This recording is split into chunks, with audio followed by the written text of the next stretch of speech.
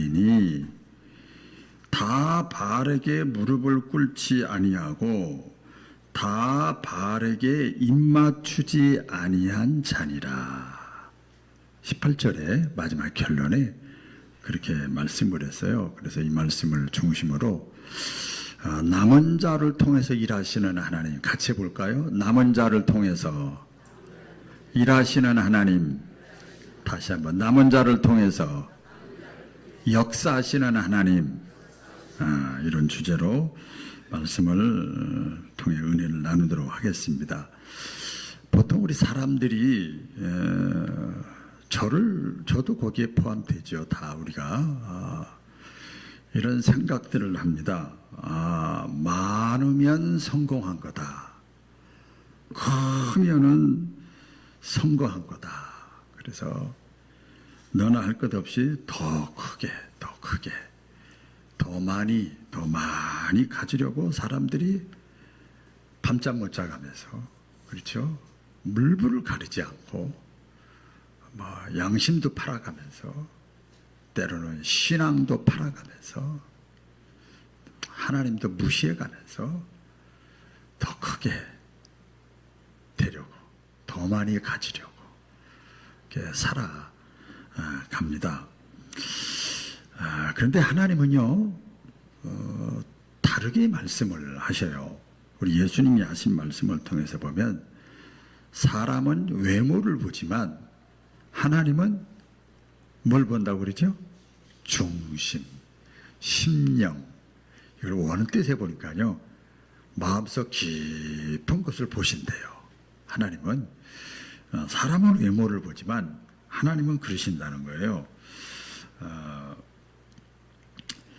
그러니까 하나님은 더 크게, 더 많이, 숫자보다, 외형보다 하나님은 중심을 보신다는 게 뭐냐면 믿음을 본다는 거예요. 믿음. 하나님은 겉모양을 보는 게 아니고 믿음을 보는 거예요. 믿음. 여러분, 성경을 통해서 보면 창세기부터 요한계시록까지 보면 성경은 역사서도 있고 교훈서도 있고 다 있잖아요. 근데 성경은 믿음의 사람을 중심으로 해서 성경이 쓰여졌어요. 그렇죠? 네. 믿음의 사람을 중심으로 해서 성경이 쓰여졌습니다. 세상 사람들은 숫자를 보고 평가를 하죠. 그런데 하나님은 중심을 보신다는 거예요. 오히려 예수님은요, 우리 예수님 사역하실 때 많은 무리들이 예수님을 따랐어요. 그렇죠?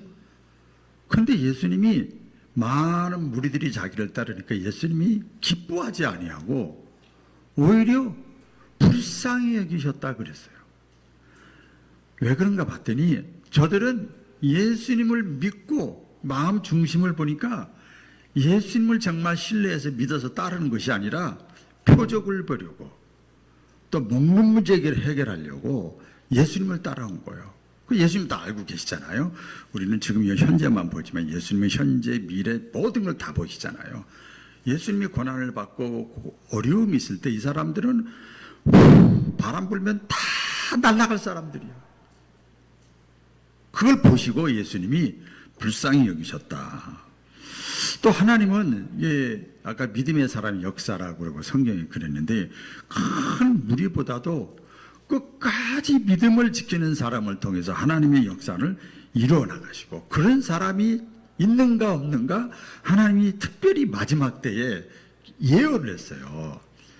믿음이 있는 사람이 있는가 없는가 어떻게 한다고요? 찾고 계신다고 그랬어요. 오늘 이 자리에 참여한 저와 여러분들이 하나님이 찾는 믿음의 사람이 되시기를 주의 이름으로 축원합니다. 하나님이 찾고 계신데요. 오늘 본문 말씀에 보면 낙심한 엘리야 얘기가 나옵니다. 엘리야가 선지자잖아요. 능력의 선지자예요.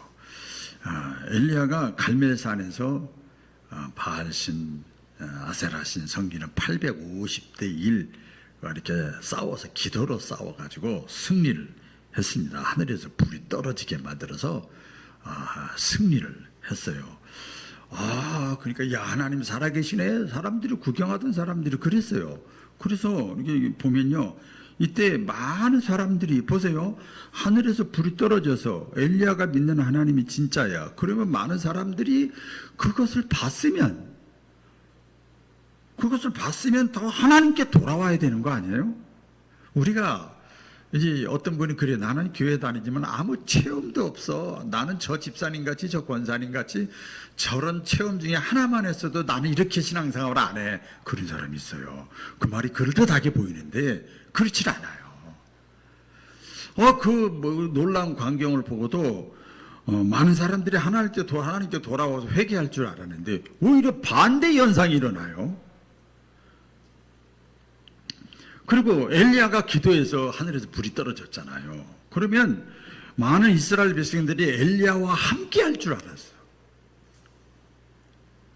상식적이잖아요. 함께 할 줄 알았는데 사람들이 다 떠났어요. 그래서 얼마 지나지 않아서 엘리야가 무너집니다. 무너집니다. 그 무너진 이유 외적으로는 왜 무너졌어요? 더 핍박이 심한 거예요.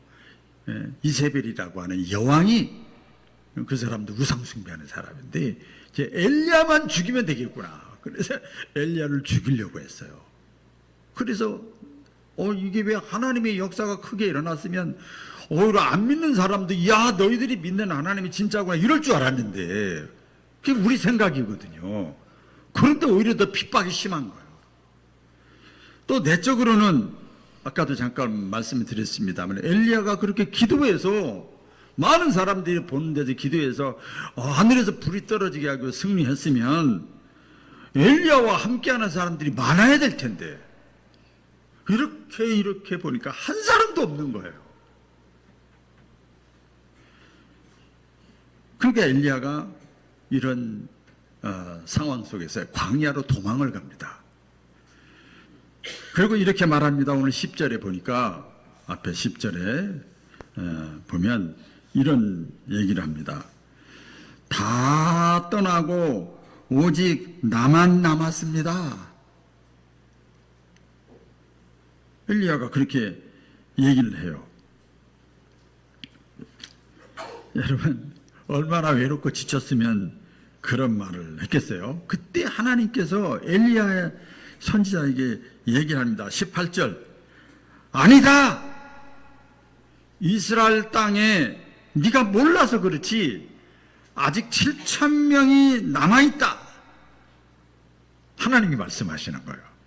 엘리야는 혼자라고 생각을 했지만 하나님은 뭐예요? 엘리야에게 너 말고도 남은 자 7,000명을 내가 지금 준비시켜 놓고 있다. 그렇게 엘리야에게 위로의 말씀을 하시는 거예요. 여러분 이것은 국가적으로도 마찬가지고 가정적으로도 마찬가지고 교회적으로도 마찬가지입니다. 국가적으로도 남은 사람, 교회에서도 남은 사람, 가정에서도 끝까지 남은 사람, 그런 사람을 하나님은 남겨놓고 역사하시는 하나님인 것을 믿으시기를 바랍니다. 그래서 하나님은 언제나 성경을 보면요, 남은 자를 이렇게 남겨두세요.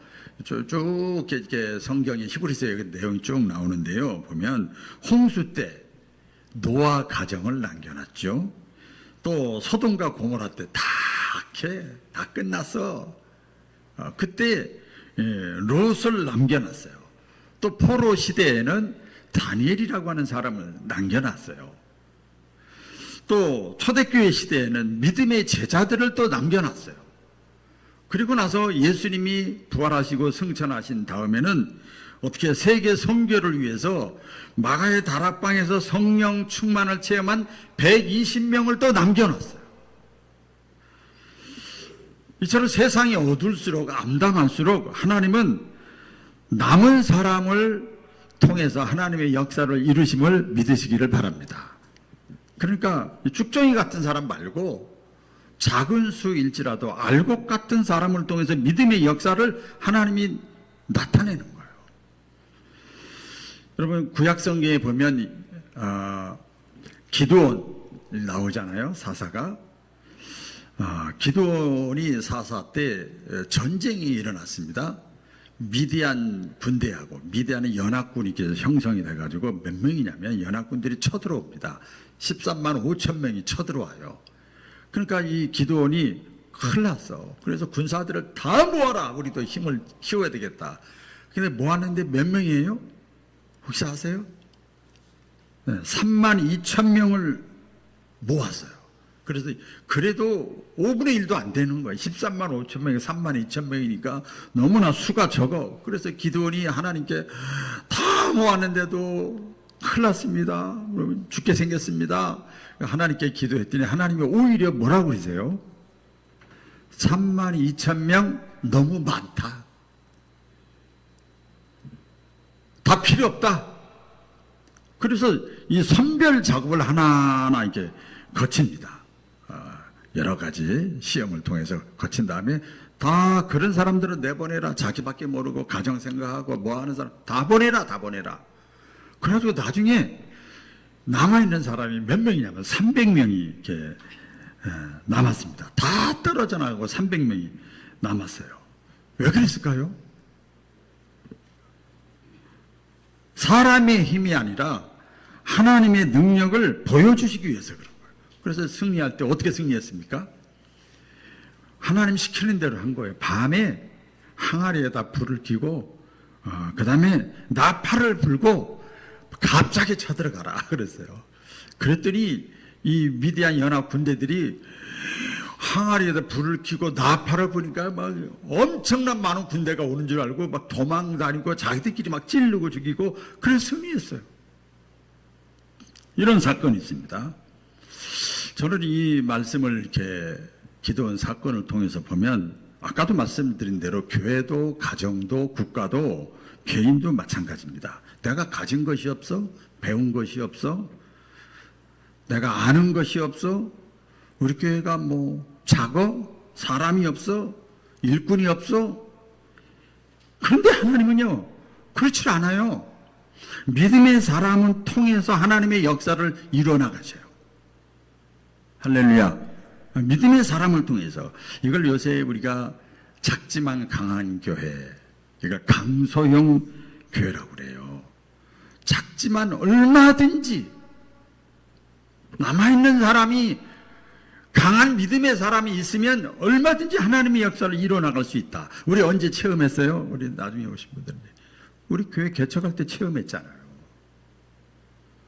얼마나 보잘것없고 약했습니까? 지금은 대궐입니다. 대궐. 그래서 교회에도 여러분 가정에도 아무리 내가 배운 것이 없고 우리 집이 가진 것이 없고 우리 교회가 작고 내가 뭐 큰 사회적으로 유명한 사람이 아니라 할지라도 하나님의 사명이 있음을 믿으시길 바랍니다. 하나님의 사명이 있어요. 우리 작은 교회라든가 중소형 교회가 또 배우지 못한 사람, 가진 것 없는 사람, 지식이 없는 사람들이 빠지기 쉬운 함정이 있습니다. 그게 뭔가 하면 비교의식이에요. 비교하는 거예요. 저 사람은 배운 게 많아. 저 사람은 가진 게 많아. 저 사람은 돈이 많아. 저 사람은 자녀들이 잘 돼서 저 교회는 커. 저 교회는 프로그램이 잘 돼 있어. 저 교회는 사람이 많아. 저 가정은 다 후손들이 다 잘 돼 있어. 그러다 보면 어떤 마음이 생기는가 하면 이게 비교를 하다 보면 열등감이 생기는 거예요. 위축이 되고 패배 의식이 돌아옵니다. 근데 하나님은 그 사람의 외적인 것을 보지 않고 그 교회의 외적인 것을 보고 평가하지 않고 그 사람 마음속에 믿음이 있는가 없는가, 그 교회에 남아있는 자들이 마음속에 믿음이 있는가 없는가, 이거를 보시는 거예요.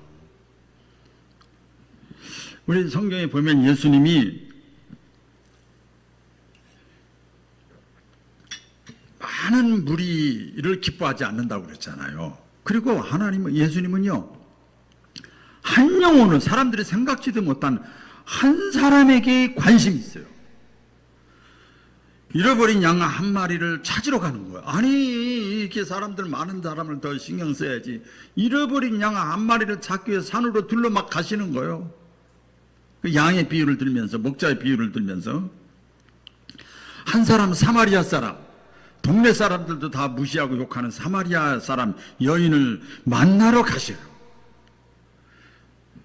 삭개오 한 사람, 사람들에게 비난받는 사람. 저 사람은 우리 교회 오면 안 돼. 이 지역에 살면 안 돼. 저 사람 때문에 우리가 얼마나 고통을 당해. 근데 그 삭개오를 만나기 위해서 예수님이 가셔요.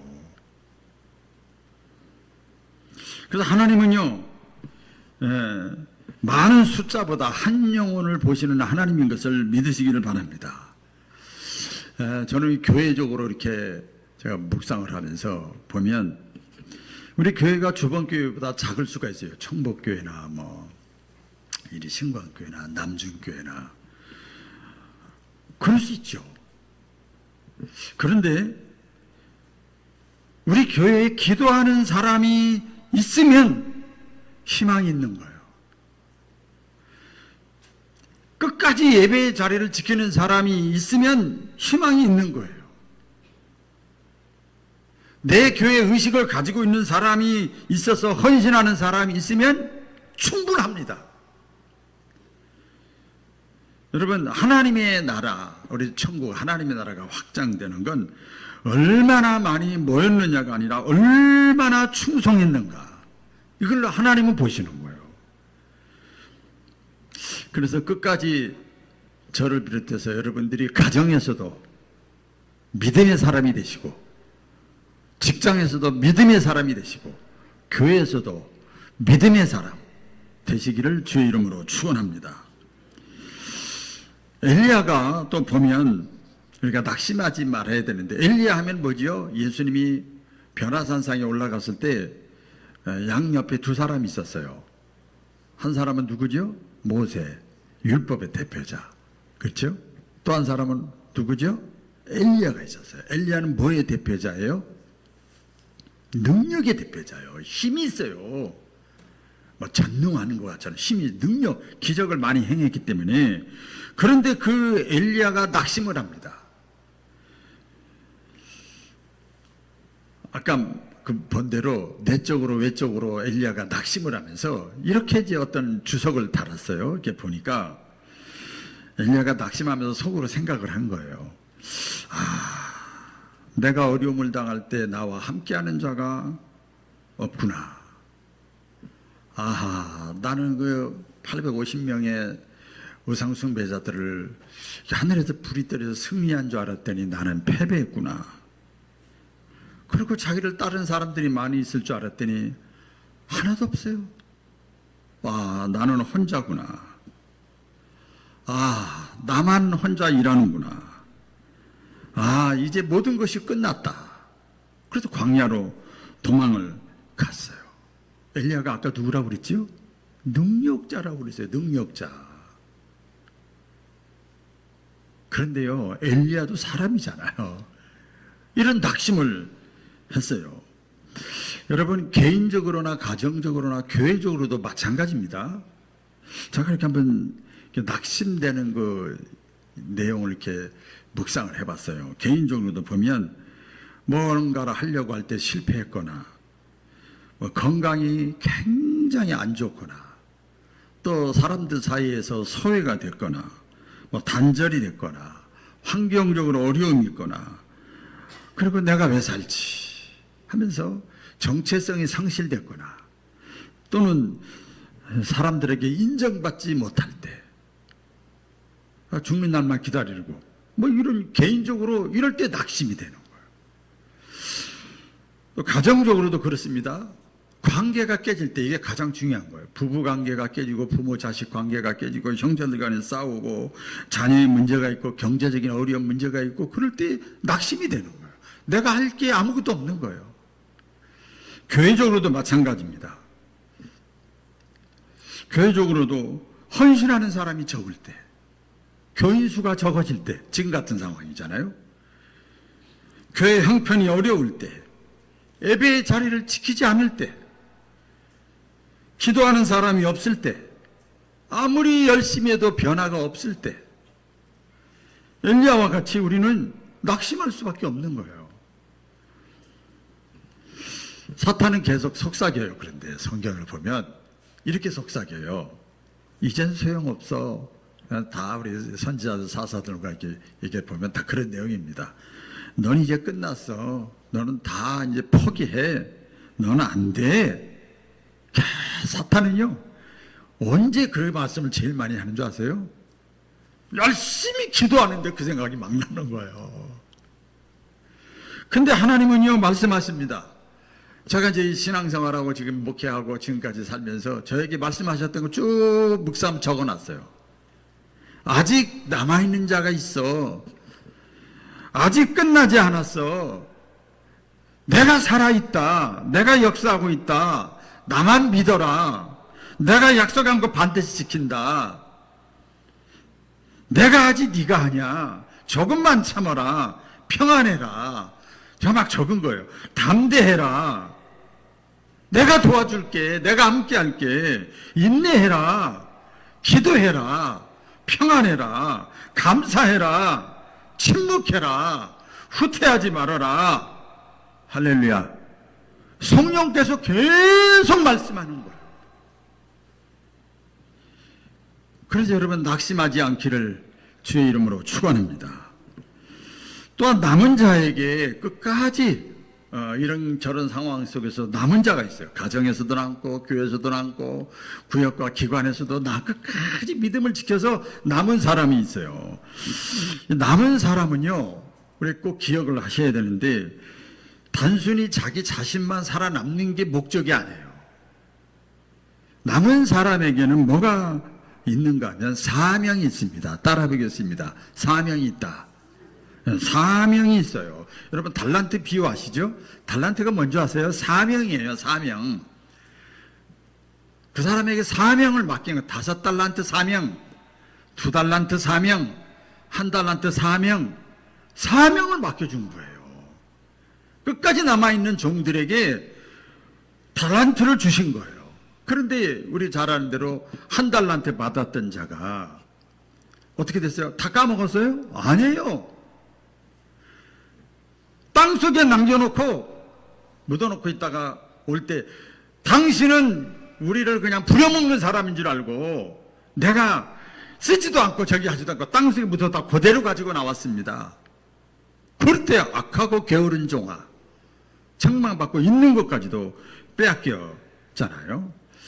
끝까지 남아있는 사람에게는 하나님은 사명을 주셔요. 오늘 15절 16절에 보면은요, 하나님은 엘리야에게 다시 사명을 주셔요. 말씀을 하셔요. 이게 보면 15절 16절에 이랬잖아요. 하사엘과 에후에게 가서 너는 기름을 부어서 왕을 세우라. 왕을 세우라. 그 다음에 엘리사에게 가서 또 기름을 부어서 너를 대신할 선지자, 후계자를 세워라. 네가 할 일이다. 그래서 낙심석에 주저앉아 있고 있던 이 엘리야에게 하나님은 다시 사명을 주시면서 내가 할 일이 있구나. 다시 일으켜 세워 놓으셨어요. 지금도 마찬가지입니다. 우리 한번 적용을 시켜보면 아직 내 사명이 끝나지 않았다. 따라해 보겠습니다. 아직 내 사명은 끝나지 않았다. 또 한번 따라해 보겠습니다. 나이가 들어도 할 일이 있다. 이건 더 크게 따라 하셔야 돼요. 아직까지 나를 살려준 이유가 있다. 이거 제가 은혜 받은 거예요. 제가 은혜 받은 거. 난 아직 할 일이 있구나. 나를 살려준, 나에게 건강을 다시 회복시켜준 것, 아직도 나에게 할 일이 있어서 하나님이 그렇구나.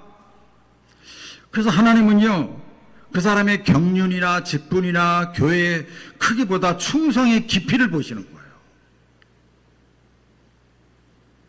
제가 남의 교회 얘기했으면 그렇지만 지난 주 중에 어느 우리 익산의 큰 교회 안수 집사님이신데 여름에 이렇게 더운데 100여 명이 섬에 이렇게 선교 거기 가서 뭐 도와주기도 하고 고쳐주기도 하고 이렇게 하는데 100여 명이 갔대요. 섬에 선교 캠프로 지역에 국내에서. 그러면서 툭 던지는 말이 뭐냐 하면 이런 얘기를 하더라고요. 오며 가며 시큼 먹고 여행하고 교회에서 돈 다 대주고 그거 누가 못 가요? 아니 저한테 그냥 그러는 거예요. 하나님의 외적인 것보다 그럴듯한 행사보다 충성의 깊이를 하나님이 보시는 거예요. 여러분 그러기 위해서는 결론입니다. 끝까지 믿음을 지키시기를 주의 이름으로 축원합니다.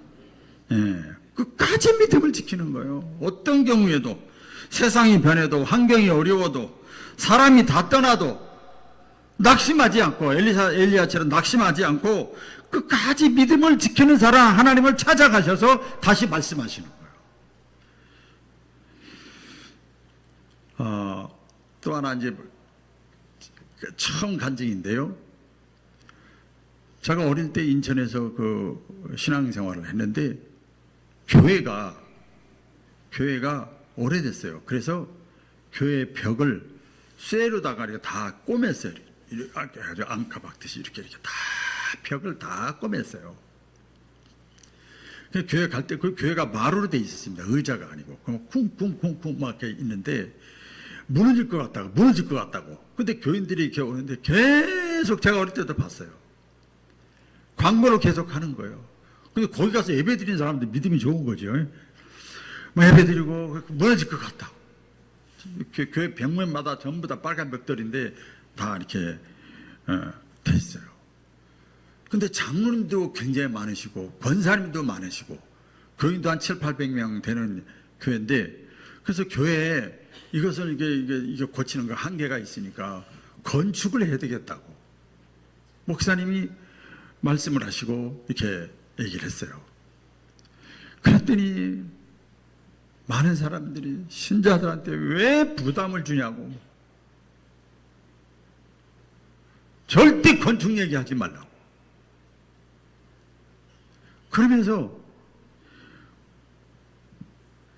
교회 그 가운데가 많이 부러졌는데 신자들이 앞자리에 안 앉고 뒷자리 신발장에 신자들이 꽉 차 있는 거예요. 왜 그러냐 했더니 무너지면 진단서 왔는데 앞에서부터 무너진대. 그러니까 사람들이 다 뒤에서부터 예배드려도 무너지고 징조 있으면 다 도망가려고. 기가 막힌 거예요. 그래서 찬송하고 기도하고 예배는 드려.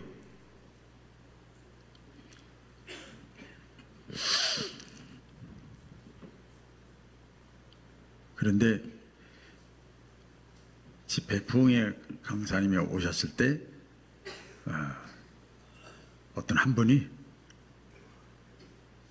건축원금을 했어요. 가장 가난한 사람이. 그게 기점이 돼서 지금 교회가 빌딩으로 잘 세워져 있습니다. 끝까지 믿음을 지키는 사람.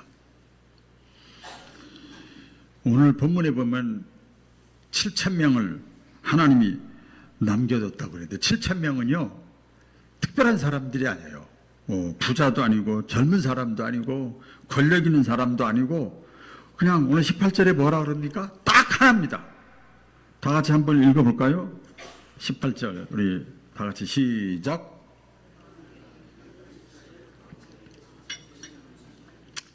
이렇게 하면 안 돼요. 다 같이 시작.